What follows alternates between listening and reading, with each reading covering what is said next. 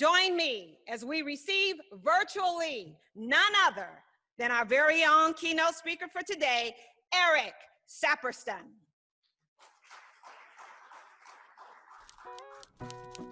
Aloha. My name is Eric Saperston. I grew up in San Diego, California.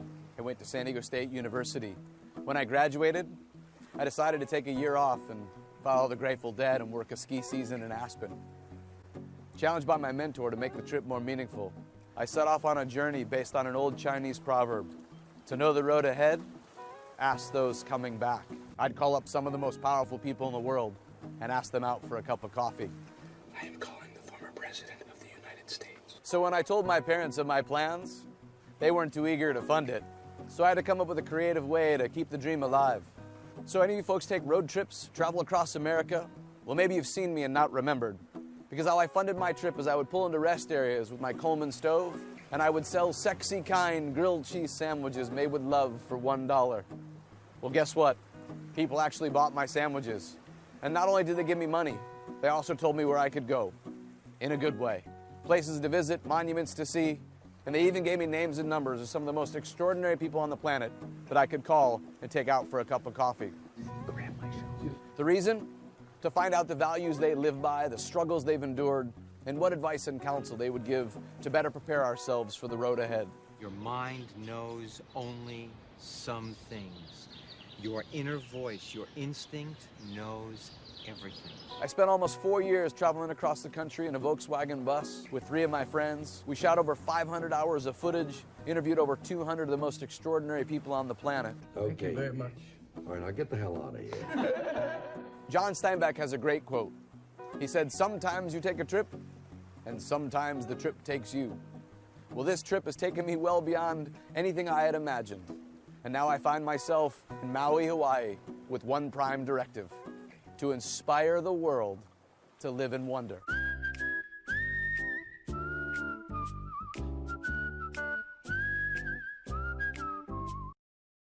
Aloha, are you folks there? Oh, you can see me. I didn't even realize you can see me. Oh, this is fantastic. Hello, everybody. Yay. Oh my gosh, this is so exciting. It is 6:36 in the morning here in Maui, Hawaii. And, you know, as I'm thinking about this morning, and you mentioned my lady, Sarah, you know, Sarah and I rate the quality of our relationship based on how many sunrises we've seen together. I mean, anybody can see a sunset, but sunrises are something special. And I was thinking about how, even though you folks have already seen your sunrise, I'm excited to share my sunrise with you this morning. I'm looking out right now at the ocean as the sun is starting to come up, and I'm just delighted to be with everyone here today. You know, one of my favorite sayings is, when you drink the water, remember who dug the well. And I was thinking about today, because I really genuinely am moved to be here.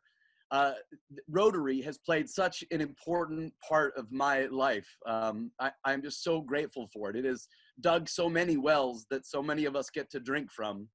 You know, I came in, as you saw in that video, I traveled all around the country interviewing people with this desire to bridge a gap between young people and elders. And you know, I set off from San Diego and I went across the country, and I was in Florida visiting my parents. And then I was on my way up to New York to go talk to successful people. And through a range of serendipity, I found myself going into Atlanta, Georgia, which I got to be honest, Georgia was never really on my mind growing up in San Diego. But all of a sudden, since I'm on the East Coast, I was just following a trail of inspiring breadcrumbs, and they led me to Atlanta. And when I got to Atlanta, Georgia, I remembered that you know, when I was in high school, you know, I was more of a troubled kid. I spent most of my life in the principal's office and graduated in the half that made the top half possible. So I feel pretty good about that in high school. But then I went on to college, where I finally started to want to learn. And I sat in the front row, and I started to listen and pay attention, and became a student body president and a fraternity president and a resident advisor. And I even became the president of my Rotaract Club when I was in college. And one of the promises of the Rotaract Club was that, hey, if I ever went anywhere in the world and wanted to go get a free lunch or a breakfast, I could do that. And so as a guy who's traveling in his Volkswagen bus selling grilled cheese sandwiches at rest stops and cruising, I thought a free lunch sounded like a great idea. And if I wanted to meet extraordinary people and take them out for coffee, a Rotary was a great place to do that. So when I came into Atlanta, Georgia, I called the local Rotary office and said, hey, is there any Rotary lunches going on? And they said, yeah, there's one happening at Ansley Park at the Country Club on Tuesday. You should go to that one. And so I rolled in my VW bus and I parked my bus across the 18th fairway there. And in between the golfers, I let out my golden retriever Jack and I started to throw my Frisbee out on the fairway so my dog would run and jump off 4 paws and catch the Frisbee and jump down. And I kind of tired him out and gave him a little bowl of water. And then I walked into this Rotary meeting. Well, as fate would have it, somebody at the door said, hey, are you that guy in that Volkswagen bus? And I said, yeah. And I go, why don't you come sit next to me? And so we sat down and we started talking, and he asked me about my life and what I was doing. And I told him my plans to bridge a gap between young people and elders, and that I was traveling and selling grilled cheese sandwiches and my background and whatnot. And it turns out that the guy that I was talking to was the head of the Martin Luther King National Commission for Service with Coretta Scott King. And he said, you know, we've got a conference coming up, and I would like for you to be the keynote speaker and welcome the 500 new AmeriCorps volunteers. And I said, wow, that's incredible. So here I am living in my Volkswagen bus, tent camping and traveling. And then now I'm being invited to address all these amazing people at this conference. And to my right, when I was sitting there, I got a chance to meet Congressman John Lewis, who was also attending and speaking at the conference. And I ended up interviewing him. And one of the great lessons that he had shared with me that I still hold true in my heart today is he said, you know what, Eric, if you pray, move your feet. If you pray, move your feet. So it's really easy to have desires and dreams and aspirations in this world, but what separates the doers and the dreamers is action. You got to move your feet. And I appreciated that message so much. And in the audience that night as well was the director of the FBI, Bill Sessions. And I went over to Bill Sessions and I said, hey, do you mind if I interview you? And he said, well, I live in Texas, so we don't have time to do it here, but if you get to Texas, come and see me. And I said, okay, great. So our journey, when it left Atlanta, we meandered around the country. We were gone for 4.5 years. So we went through many, many states. And when we got to Texas, I ended up calling up the director of the FBI, Bill Sessions. And then we sat down and had an interview. And when I talked to him, I said, hey, what's the greatest lesson that you've learned about life? And he said, you know what, Eric, that in life, like a journey, it's constantly revealing new things. We are all on a journey. He said, matter of fact, Winnie the Pooh was on a journey, and journeys into life are magical. And I thought, did the director of the FBI just quote Winnie the Pooh? And he did. But it was super fun. He was talking about the journey and how journeys are revealing and to pay attention. That was his big message. Just that, hey man, all of us are on a journey, and the way to succeed in it is to pay attention and to be present, because they're always just unfolding in magical ways if we're there to bear witness to it. So at the end of that interview with Bill Sessions, I turned to him and I said, because he's the director of the FBI, I'm like, hey man, I'm not sure, but do you have any friends? And he said he did have friends, and it turns out that he was friends with a governor. He's a staunch Republican, but one of his dear friends was Republican, he's a staunch Republican, but one of his dear friends is Governor Ann Richards of Texas. That was back when Democrats and Republicans still talked to each other. But back then, so I said, do you have any friends? And he said, I'm going to introduce you to Governor Ann Richards. And I had this crazy idea. We were interviewing all these iconic people and amazing people. Governor Richards, phenomenal, one of the fierce, female Democrats, governors in a state of red, of Republicans. She was an advocate for education, advocate for women, just one of the most incredible women I've ever met in my life. And I thought, I don't know, it's a crazy idea that let's do this interview over a game of checkers. I don't know why I thought that, but so we brought in a checkerboard and we sat down and we started playing checkers. And I said, hey, Governor Richards, what advice do you have to young people? And she said, well, let me share. She said, let me answer that. Instead of what advice I have here, I'm going to say what I want to tell young people to live a better life. She said, young people, we're always taught, all of us are taught to know the kings and queens of England, the names of presidents, the dates on which certain things happened in our lives. But she said, this core of who we are, this business of introspection. Who am I? What am I about? I'm only going to live on this planet for a little bit, and how am I going to live it? That's what truly matters. This knowing of what our values are, what our principles are, what pushes and drives us to do what we do. That's going to be the most important thing that we can learn. And that's what you folks are helping to teach right now, is really amazing values, which is really at the core of our essence. That is what pushes and drives us to accomplish what we do.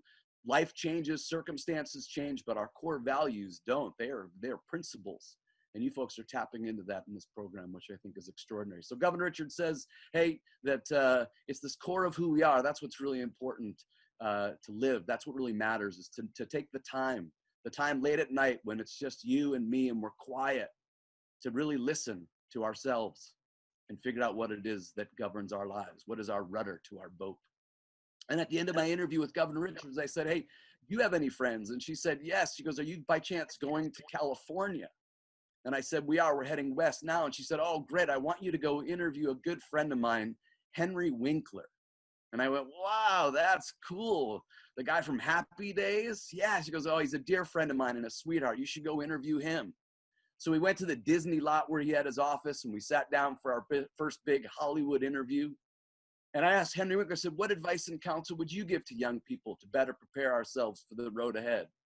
And what Winkler said was so insightful. He said, hey, you know what? That what's most important is to listen to what you know instinctively to be true. If you trust your own intuition, it will always lead you down the right path. And I thought, man, I mean, what's better than that? The Fonz is saying it's cool to follow your intuition. Right? That is something that in this world, somehow we don't, like, that's amazing to me how very few people trust their own intuition, yet it is our intuition that always will lead us down the right path. And at the end of my interview with Henry Winkler, I said, man, do you have any friends? And of course he turned around and he said, I want to introduce you to a dear friend of mine, Billy Crystal. And so we got a chance to go across town and go meet Billy Crystal, comedian. And we sat down with him and we said, hey man, what advice and counsel would you give to young people? And what Billy Crystal said was so insightful back then and still now. He said, we're all very powerful people. All of us are. Everyone that's listening, we are powerful human beings.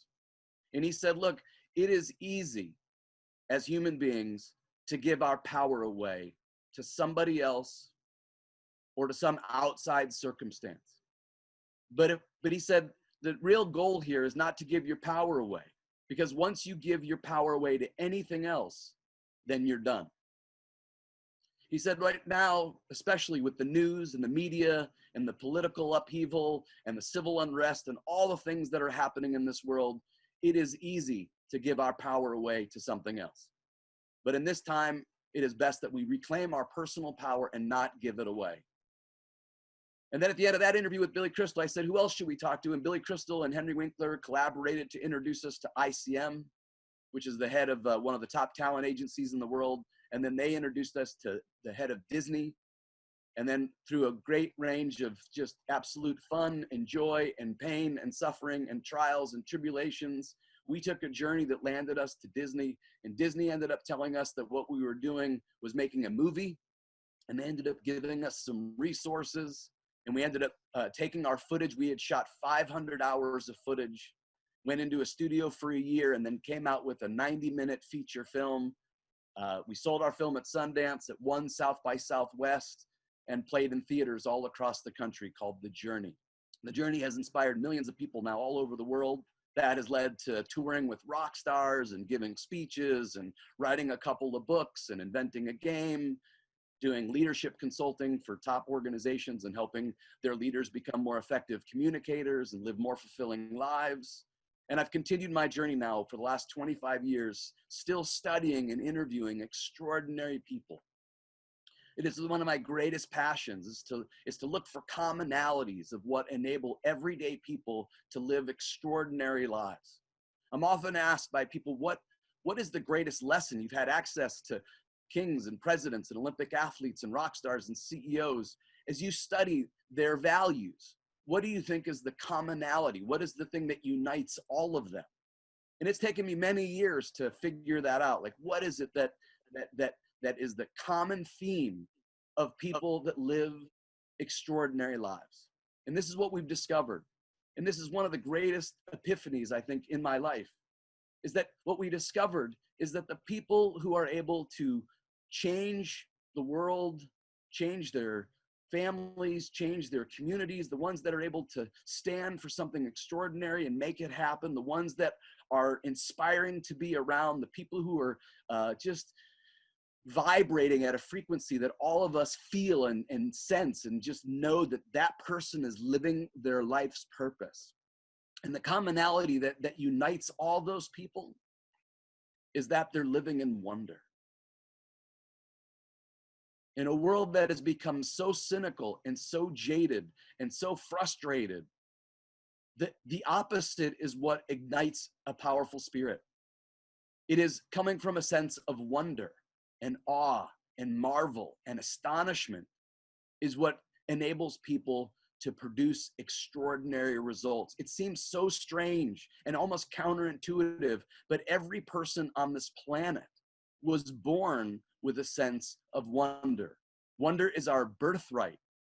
We all grew up going, why? Why this? We were curious, we were playful, we were interactive, we weren't so self-conscious, we weren't so judgmental, we were in the moment with a childlike sense of curiosity. We were lifelong learners, we were going for it, we were willing to try new things, we were willing to experiment, we were willing to be fully self-expressed. And then society comes along and starts to kind of just knock the wind out of us. It starts to tell us that we need to grow up, we need to get serious, we need to stop being so curious, we need to stop asking questions, we need to come across like we know what we're talking about.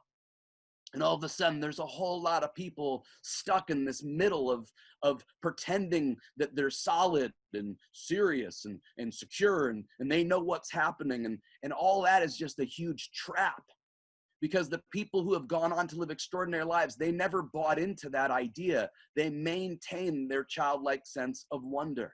They kept playing. And that is my invitation for you all, and for me included, for all of us, to reclaim our sense of wonder. Especially now, this world is cuckoo. There is just, I don't even know what's going to happen. And none of us know what's going to happen next. We've never known what's going to happen next. So the best thing that we can possibly do is stay in a sense of wonder, to pay attention, to allow things to unfold, to trust ourselves, to be present, and to know that who we are is enough, and that if we remain open, then anything is possible. To remain in a childlike sense of wonder. George Bernard Shaw said, "We don't stop playing because we grow old. We grow old because we stop playing." To recap,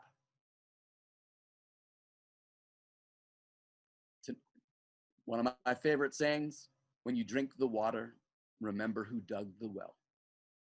If you're going to pray, move your feet. Journeys into life are constantly revealing new things, so pay attention. Governor Richard said that it's what's deep inside of us that truly matters. We're only going to be in this life for a short amount of time, and how are we going to live it? That's what's most important, asking ourselves the tough questions. Henry Winkler said, "Trust your instincts. It will always lead you right." Billy Crystal said, "Never give your power away to anything else, anything or anyone, because once you give your power away, then it's over. So maintain your personal power, your personal integrity." And lastly, the best way to get up excited and go to bed fulfilled is to live in wonder. Thank you so much. It is an honor and a privilege to be here with you all. I think what you're doing is extraordinary, and I'd love to take some questions. We're going to seize this opportunity to extend the opportunity for some questions. Thank you. Thank you. Eric, sure enjoyed that words of wisdom. Thank you so much.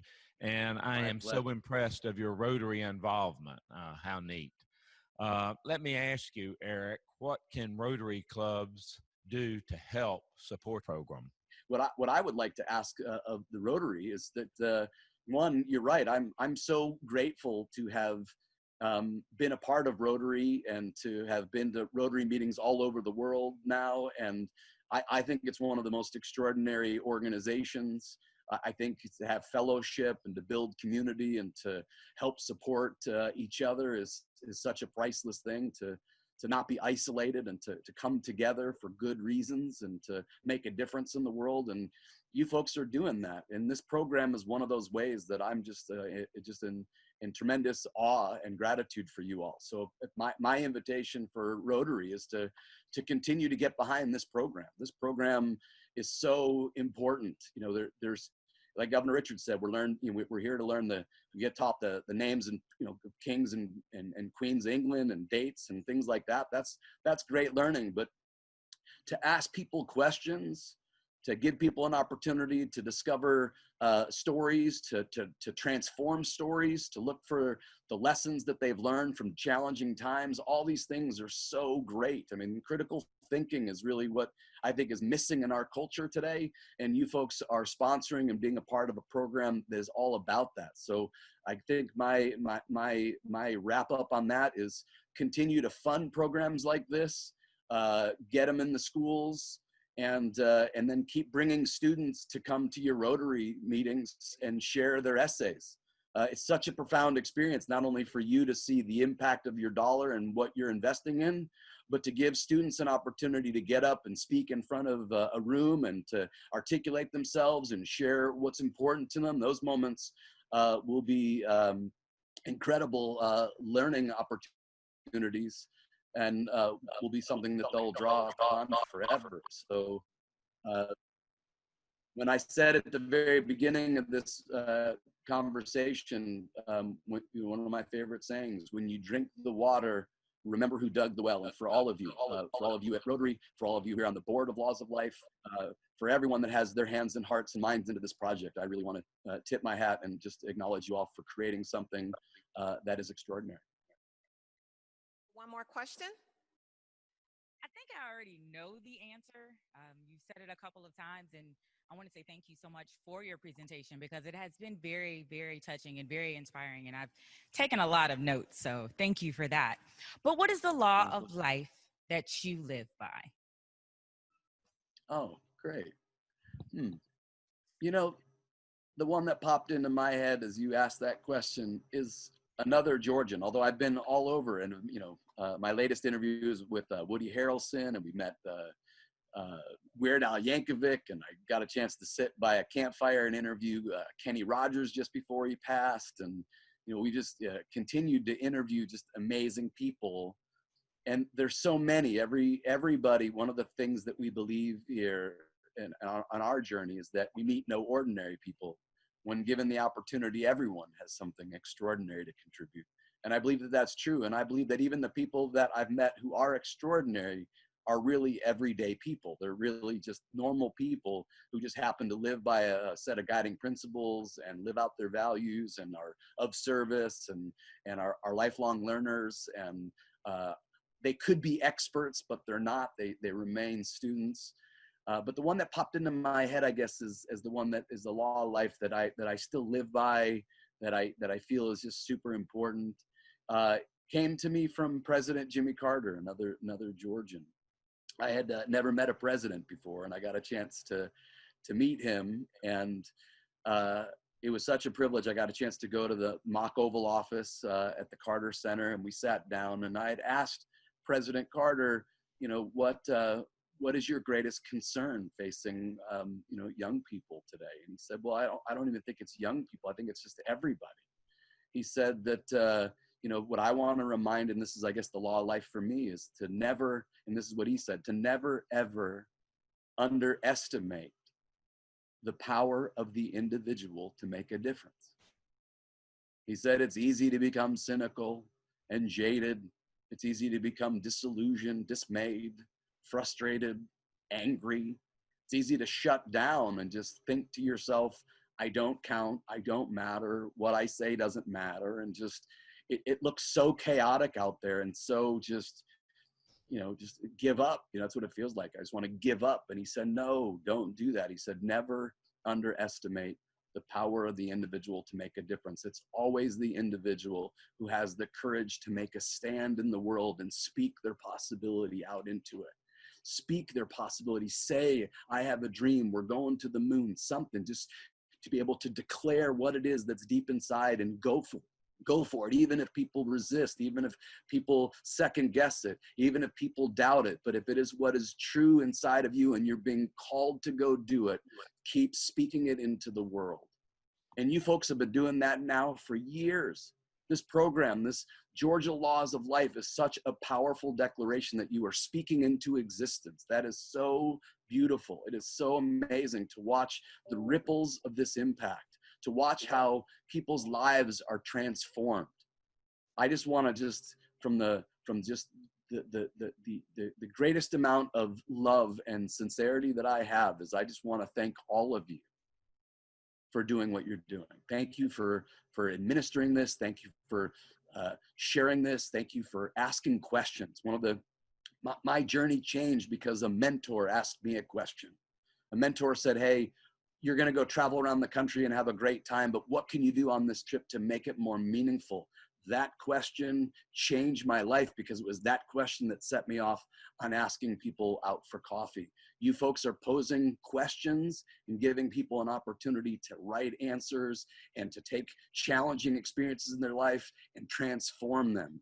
I just thank you so much for what you're doing. Continue doing it. And please call on me if there's anything I can do to ever be of support.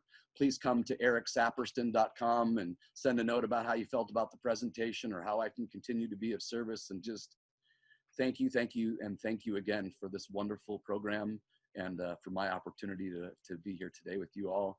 The sun has come up and it's going to be a glorious day. That student is Wade Hampton Chappell. Hampton is a statewide 4th runner-up from last year's contest. He's a junior at North Springs High School. Hampton plays outside linebacker on a Spartans football team, along with running track and field. He lives with his parents, his 2 lovely sisters. I thought I'd add that. His 2 lovely sisters in Sandy Springs. Hello, everyone. My name is Hampton Chappell, and I would like to thank you all for allowing me to participate in the Laws of Life essay contest. What I first took to be nothing more than another school assignment ended up allowing me to reflect on several experiences that I believe helped define who I am today. This contest has challenged me to delve into the deep key morals that are so often neglected in today's environment. I can safely say that I've learned a lot, not just from writing my own essay, but by reading the works of my fellow participants. I feel honored to be able to share my story with you today. Occasionally, something will happen that really alters your view on both your environment and the people around you. This happens when you least expect it, at a friend's party, a high school football game, or in my case, a fast food restaurant. Little did I know, this diner would show me a new perspective and teach me that a little act of kindness can go a long way. It was the winter of my freshman year, and I was traveling with my church's youth group back from a retreat in northern Georgia. Coming off what might have been the best weekend of my life, I was absolutely ecstatic, yet with a tinge of remorse as it ended. Our church had rented a cabin in the mountains where we spent 3 days swimming in frigid water, playing basketball, and just having a blast. It was a lengthy drive back. After being on the road for almost 3 hours, our leader decided that it would be a good time to break for lunch. However, the place we stopped in was a rural area where we would usually have settled on a more mainstream Chick-fil-A. A smaller fast food chain, Cookout, was our only option. Walking into the restaurant, I didn't heed much attention to my surroundings, as I was too busy messing around with the friends that I'd gone on the trip with. Blindly, I stumbled in the line, and before I knew, I was up to order. That was when I first locked eyes with my server. I was about a head taller than her, and she looked about in her mid-40s, yet her small stature did not stave her off from wearing the biggest smile I had ever seen. As I ordered, one thing that stuck out was how amicable she was to me. So, against my usual judgment, in a fast food restaurant, I laid a couple dollars on the counter that I had left from the trip. To my surprise, she was incredibly grateful, mentioning that it was the first tip she'd ever received. And as I walked away, that smile seemed to change into a friendlier, more personal expression. A bit disoriented, I headed to the restroom to wash my hands. However, immediately as I stepped back into the restaurant, I realized that the environment had changed completely. Everyone was gathered around the counter, and with the cashier that had taken my order crying. Confused, I looked around to see what the problem might be, only to see my good friend approach me with an equally surprised expression. I asked what was up, and apparently, after I tipped the lady, the rest of our youth group had begun to chip in and do the same. Eventually, after my youth leader himself had given her a whopping $20, she began to tear up and tell us about the struggle she was going through. Apparently, her father had been diagnosed with skin cancer, and she was in a tight spot in providing for her family. Although the experience was very moving for each one of us, it was clear that we had to hit the road. Upon getting back onto the bus, several of my companions gave me plaudits for beginning the encounter. It felt wrong, as I hadn't done much, but it made a huge impact on both the cashier and our group as a whole. But if there was one moral that I learned from that event, it was that a good deed can leave a huge impact. This experience, in which an act of courtesy helped out a struggling woman, taught me that a little kindness can go a long way. Just a couple dollars, a simple appreciation of good service, significantly benefited a person in need. Without that event, I would be a very different person in the way I viewed the world around me. So remember, a small act of kindness can go a long way, as you never know what others are going through. Do your best to provide support to those around you, because a tiny act of courtesy can be deeply moving for both you and others. Thank you.